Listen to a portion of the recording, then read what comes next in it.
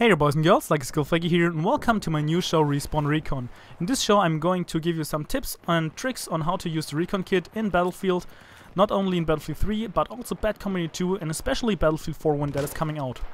However, I'm not only going to do tutorial videos, we'll also see some stuff like, I don't know, weapon reviews and gun stats, so if you're interested in that you can watch the show as well. And last but not least, we'll also have, well, quote, sniper patches, I guess. So if there are any patches which would affect the Recon kit, I will definitely make a video about it and tell you guys about all the changes. And since we're already talking about changes, I thought it would be kind of fitting for the first episode to do a kind of a news video. So we will compare the Battlefield 3 Recon kit to the Battlefield 4 Recon kit and just go over all the changes that actually affect the sniping in Battlefield 4. But to get the gameplay formalities out of the way, you are watching some Demvin Peak Rush, the attacking side, and I thought since we're not talking about the gameplay today anyways, it would be kind of fitting to just use some highlights from the last couple of rounds on that server. So back at today's topic.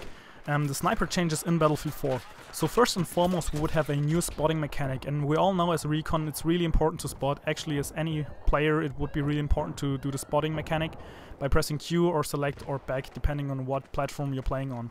But they changed actually the spotting mechanic, so now you will actually do a hand sign and you will spot all the targets that are within your field of view. So you can't basically spam the Q button or the spot button anymore in order to get the red triangle above the enemy's head. However, we'll see how it turns out. Maybe the spotting mechanic will actually be better and you don't have to spam the spot button anymore. Next up we would have the suppression mechanic that is also being changed in Battlefield 4. And we all know that suppression is a really hot topic, but if you were a sniper in Battlefield 3 or just a Recon player in general and you were using a bolt action rifle, the random bullet spread of the suppression basically rendered you useless because you have to rely so much on your accuracy, and if you're point blank on your enemy and you're shooting and you're suppressed, the bullet will just go everywhere but not against the target.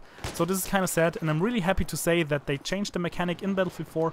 So from now on, the only thing that suppression will actually do is increasing your scope sway. So if you're a really skilled player, you can skill counter the scope sway and still hit your targets.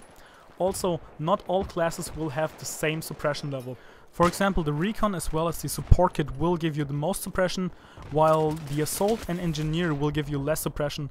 Also, if you're really close in a close quarters combat situation, you won't get as much suppression because DICE said they want to rely on skill in close quarters situations.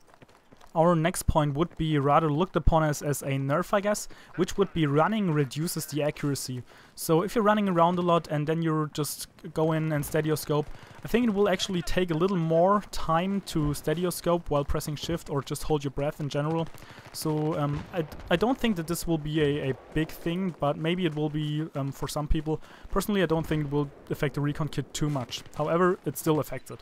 Another new game mechanic would be the lean feature, which basically allows you to peek behind cover and lets you sneak a shot or something. I think in the first place they did it to prevent head glitching, and I also don't think that it will be a big change again.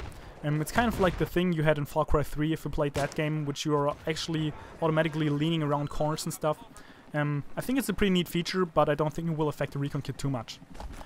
Our next point would be zeroing, and this is basically really interesting for all you long-range snipers, because now you can basically zero in at, I don't know, 1000 meters, point directly with the crosshairs at your enemy, and then just shoot. You don't have to compensate with the mil dots anymore, you can just go for it. And I think this is a really interesting fact, especially paired with the rangefinder, which we will talk about a little bit later on in this video.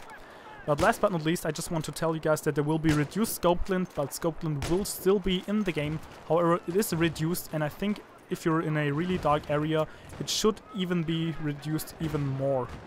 Okay, let's hop over to our gadgets in Battlefield 4. And we will see some old gadgets again. For example, from Battlefield 3 we have the MAV, the Tux, the Softlam and the radio spawn beacon. They're all still in the game. We are also getting back some old stuff, for example the motion balls or motion sensor mines from Battlefield Bad Company 2, as well as the C4. Also, now you will be able to use a rangefinder, which is actually an attachment, so you will have the rangefinder built in your scope at all times if you're using it. We'll also get a PLD, which is basically a portable softlam, and also we will get some other cool attachments.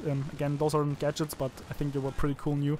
For example, the 40 times zoom scope or the variable zoom scope, which is 14 times on 40 times, so pay attention there.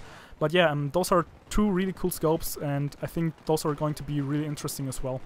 Last but not least, our new gadget for the Recon kit would be the M18 Claymore, which is actually an old gadget from Battlefield 2. But yeah, those are the new gadgets for Battlefield 4. I'm really happy with them, especially about motion balls and C4. And yeah, I think we'll see how it turns out if the same kit can use the radio spawn beacon as well as the C4, if you know what I mean. Okay, last but not least, I just want to tell you guys about all the new bolt action sniper rifles in Battlefield 4, together with maybe a bigger one-hit kill potential. But I would say let's start out with bolt action rifles. So the first gun on our list would be the CSLR4, which is a Chinese bolt action rifle, followed by the M40A5. We also know a little bit about the Scout Elite, and we also know the SV98, the JNG90, and the M98B. However, there are 3 more rifles to get or to see, which would be the 338 Recon, which is a ball-pop design sniper rifle. So I think it's the first one we had in Battlefield so far, which is pretty exciting. Also, we will have the SRR61, which is actually the M200 intervention. So if every one of you played MW2, I think you're really excited for this gun as well. However, last but not least, we would have the FYJS, and there isn't much to say about this gun because I don't think it actually has been shown yet, and if you look it up in the internet, it looks exactly the same as the CSLR4. So maybe it's just a placeholder, but we'll see how it turns out. Okay, now for our very last point, I just want to tell you guys that in a leaked alpha screen or a leaked alpha stats a couple of weeks ago, we were able to see that all the bolt action rifles did a minimum of 100 damage. Those were the Scout Elite and the SV98. Although they are shown with fewer damage than all the other bolt action rifles in the newer alpha build of Battlefield 4. So this means all the bolt action rifles besides the Scout Elite and the SV98 might actually do more than 100 damage. However, it's still the alpha, we'll see in the beta how it turns out. And yeah, I think this was already the first episode of Respawn Recon. I really hope that you guys enjoyed it.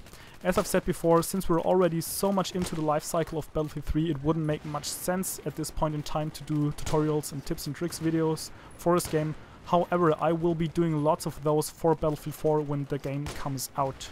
So yeah, if you liked the video, you can always check out my channel, but I think that's pretty much all for now, so I hope you enjoyed the video, and Lucky Skull Faker out.